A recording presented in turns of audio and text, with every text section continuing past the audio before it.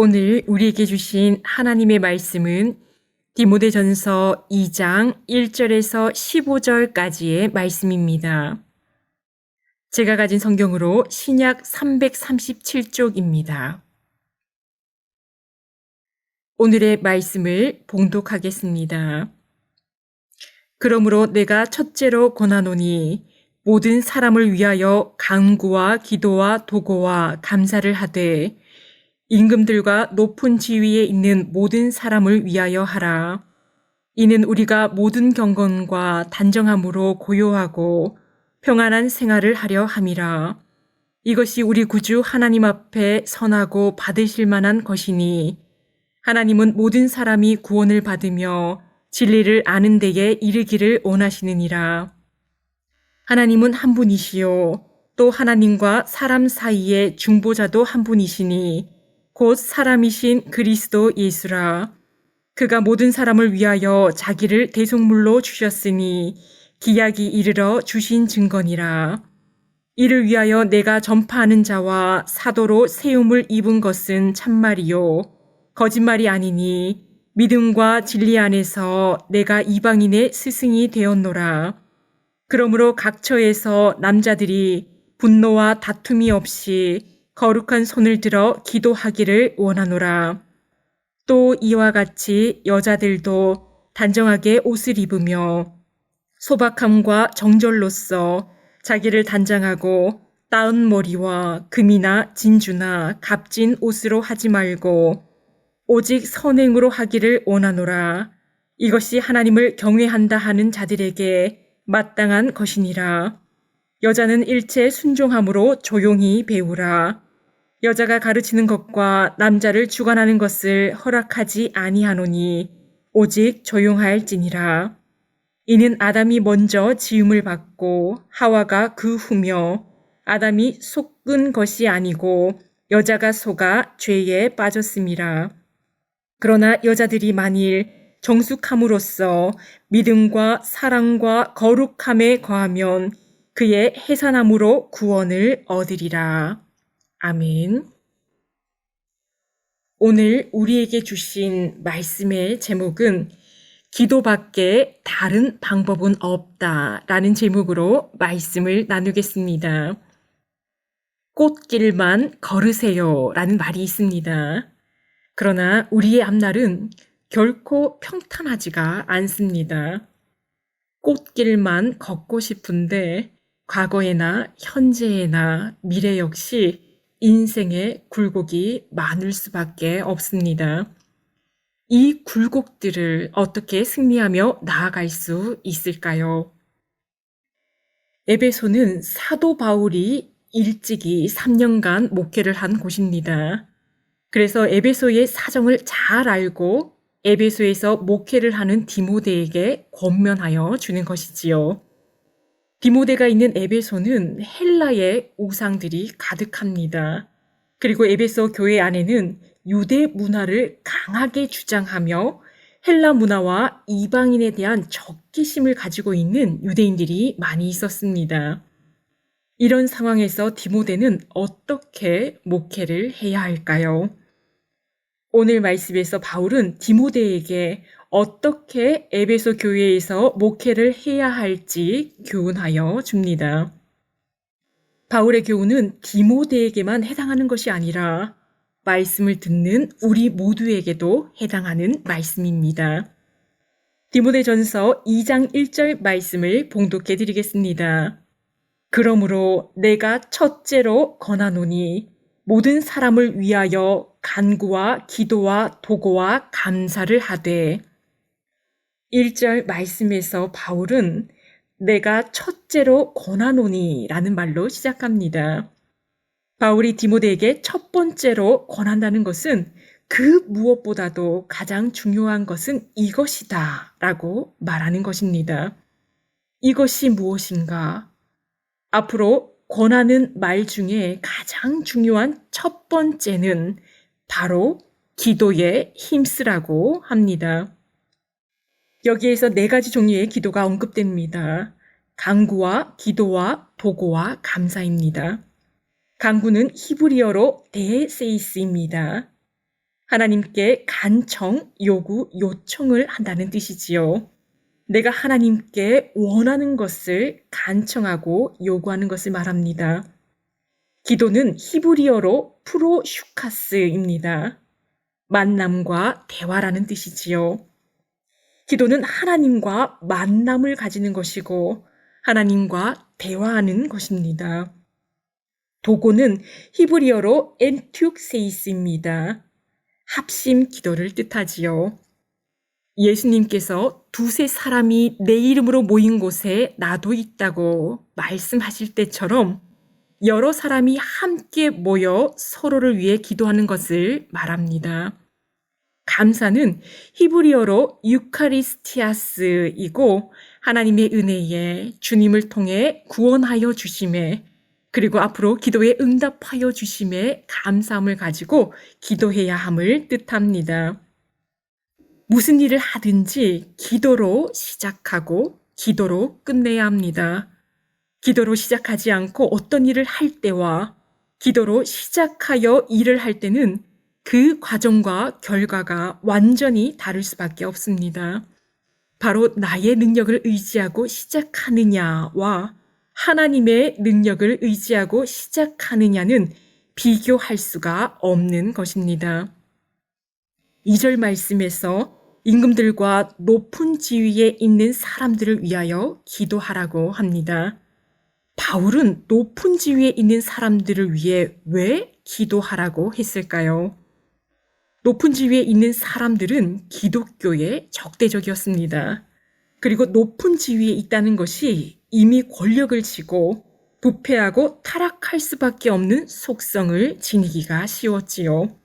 그래서 높은 지위에 있는 사람들과 기독교인 사이에 미워하는 감정이 강했는데 바울은 높은 지위에 있는 이들을 위해서도 기도하라고 말합니다. 높은 지위에 있는 사람뿐만 아니라 모두를 위하여 기도하라고 합니다. 에베소에 있는 유대인들은 이방인들에게 복음을 전하는 것을 꺼려하는 사람들이 많이 있었다 했습니다. 그런데 내 자신과 유대인뿐만 아니라 이방인들을 위해서 기도하라고 합니다. 모두를 위해 기도하라 합니다. 제가 목사 안수를 받기 전에 40일간 저녁 금식 기도를 드린 적이 있습니다. 그때 내 자신을 위한 기도를 많이 했었지요. 너무나 부족한 내가 목사 안수를 받게 되었으니 간절히 하나님께 능력을 구했습니다. 하나님께서 큰 은혜와 은사와 성령의 충만함을 주시기를 기도했지요. 저녁 금식 기도를 한 지 30일이 지난 어느 날 금식 기도 가운데 하나님께서 이런 말씀을 제게 주셨습니다. 이제 너만을 위한 기도를 하지 말고 모두를 위한 기도를 해라. 네가 물질에 어려움이 있어 기도할 때는 온 성도들이 물질로 어려움을 당하지 않게 하옵소서 기도하고 네가 힘들고 지쳐서 기도할 때는 온 성도들이 하나님의 능력으로 힘입어 지치지 않고 늘 승리하도록 붙들어 주옵소서 기도해라. 내 자신만을 위한 기도를 온 성도들을 위한 모든 하나님의 백성들을 위한 공적 기도를 하도록 기도의 방향을 바꾸어 주셨습니다. 오늘의 말씀은 바울이 디모데에게만 하는 말씀이 아니라 했습니다. 목회자에게만 하는 말씀이 아니지요. 이 말씀을 듣는 우리에게도 기도할 때 내 기도뿐만 아니라 모두를 위해 기도하라 말씀하고 있는 것입니다. 8절 말씀에 보면 남자들에게 분노와 다툼이 없이 거룩한 손을 들어 기도하라고 합니다. 이 말씀의 시대적 상황을 보면 당시 경건하다고 생각한 유대인들 중에는 이방인을 배척하고 배격하는 사람들이 있었습니다. 유대인만 구원을 받을 수 있다는 것이지요. 그리고 정기적으로 예루살렘으로 가서 기도해야 한다고 주장하는 사람들이 있었습니다. 스스로 경건하다고 생각해서 뜻을 같이 하지 않는 사람들과 다투는 일들이 일어났습니다. 바울은 말합니다. 기도할 때 반드시 성전이 아니더라도 각처에서 기도할 수 있다고 합니다. 기도는 장소가 중요한 것이 아니라 언제 어디서든지 하나님께 기도하는 것이 중요합니다. 9절 말씀에서 바울은 여성도들에게 권면합니다. 단정하게 옷을 입으며 꾸미지 말고 소박하게 하라고 합니다. 바울이 이렇게 말한 것은 그 당시 에베소에는 아데미 여신의 신전이 있었습니다. 그곳은 성적 결합을 제의 의식으로 삼았지요. 그래서 그곳에는 수많은 성적 문란을 일삼게 하는 신전 성창들이 있었고 그들의 머리와 얼굴과 입는 옷들은 화려하고 음란한 모습을 하고 있었습니다. 에베소의 여성도들이 그 문화의 영향을 받을 수 있었지요. 그래서 바울은 이들의 영향을 받지 말고 오직 순박하고 선행으로 사는 것이 하나님을 경외하는 자들에게 마땅한 것이라고 합니다. 11절 말씀에 보면 여자는 일체 순종함으로 조용히 배우라 합니다. 바울은 다른 서신서 말씀 가운데서는 말씀을 전하는 여성들을 귀히 여깁니다. 브리스길라와 아굴라 부부를 말할 때 아굴라의 아내인 브리스길라의 이름을 앞에 씁니다. 로마서 16장에는 하나님의 말씀을 전하는 데 수고한 여성들의 이름을 기록하였습니다. 특히 갱그레아 교회의 일꾼 자매 베베를 추천하고 그를 영접하라고 합니다. 초대교회의 복음의 부흥을 일으키는 데는 여성들의 역할이 컸지요. 바울이 조용히 배우라고 하는 말은 그 당시 여성에게 배울 권리가 없었는데 여성에게도 배울 기회를 제공하라는 것입니다. 바울이 여성에게 잠잠하라고 하는 부분에는 항상 은사와 질서의 문제들이 있는 곳이었습니다. 영적으로 민감한 여성들에게서 많은 은사들이 나타났지요. 그러나 그 당시에 여성들은 교육을 받지 못했었고 특히나 신학적인 교육 역시 받지 못한 상황에서 은사를 받은 것만으로 전면에 나서려고 했고 가르치려고 하였습니다. 교회 안에는 질서가 있습니다. 각종 은사를 받았다고 해서 자신의 지위가 높아지는 것이 아닙니다. 더 겸손히 섬겨야 할 사람들이 은사를 받았다고 교회에서 스스로 우위에 있다고 여기고 전면에 나서서 가르치려 한다면 교회의 질서가 어지럽게 되는 것입니다. 바울이 과격한 말로 여성들에게 조용하라고 한 것은 교회의 질서를 찾기 위해서였습니다. 남성 성도 역시 마찬가지입니다. 하나님이 주신 은사는 교회의 질서 안에서 귀하게 사용되어야 합니다. 하나님이 주신 은사의 목적은 나를 드러내기 위해서가 아니라 하나님과 하나님의 성전인 교회의 덕을 세우기 위한 것입니다. 오늘의 말씀을 정리하겠습니다. 바울은 무엇보다도 중요한 것이 기도라 했습니다. 간구와 기도와 도구와 감사함으로 기도하라고 합니다. 또한 자신만을 위한 기도가 아니라 하나님의 백성 모두를 위하여 기도하라고 우리에게 말씀하고 있습니다. 그리고 교회에는 질서가 있어야 한다고 했습니다.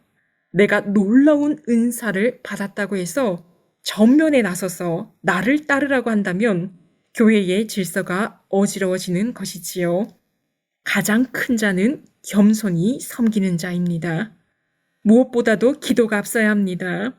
기도하는 자는 하나님과 대화하는 사람입니다. 하나님께 묻는 사람이지요. 꽃길만 걷고 싶지만 인생의 굴곡들은 우리와 늘 함께합니다. 이 굴곡들을 능히 감당해 내기 위해서는 기도밖에 다른 방법은 없습니다. 기도하시겠습니다. 사랑의 하나님, 감사와 찬양을 드립니다. 바울이 디모데에게 권면한 말씀을 통해 우리 자신을 돌아보게 하십니다. 우리의 인생의 굴곡에서 늘 승리를 이끄는 것은 바로 하나님께 기도하는 것임을 오늘의 말씀을 통해 말씀하셨습니다. 모든 일에 먼저 기도하게 하옵소서. 모든 모임에 있어 먼저 기도하게 하옵소서. 내 능력을 의지하는 것이 아니라 오직 하나님의 능력을 의지하여 승리하게 하옵소서. 또한 기도를 할 때 내 중심의 좁은 기도보다 모든 하나님의 백성들을 위해 기도하는 넓은 기도를 하도록 인도하여 주옵시고, 서로 합심하여 기도함으로 그 가운데 계시는 주님의 역사하심을 경험하게 하옵소서.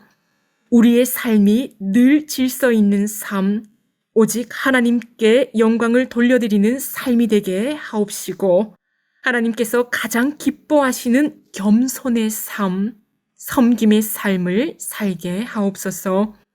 코로나 가운데 힘들어하는 모든 성도들의 형편을 살펴주시고 도와주시며 코로나가 속히 종식되도록 하여 주옵소서. 이 모든 말씀 예수님의 이름으로 기도합니다. 아멘.